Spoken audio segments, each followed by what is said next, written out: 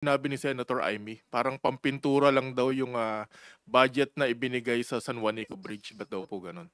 Well, according na ito public records naman 'to 'no, yung mga, budget allocated for the San Juanico Bridge since 2018 pa. Even the time na bago pa naging speaker si Speaker Martin Romualdez. And bilang isang taga Tacloban, as, as the representative for that region, talagang part of his advocacy to ensure na may akmang mga pondo para sa mga programa at proyekto sa kanyang pinaglilingkuran.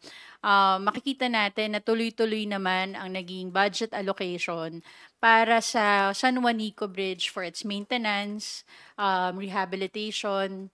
Siguro si Senator Amy, since she is very much concerned, kailangan din natin tanungin ano naging ambag niya bilang senador na kasama naman sa tungkulin niya ang pag-ayos ng budget ng bansa dun sa pangangalaga ng San Juanico Bridge.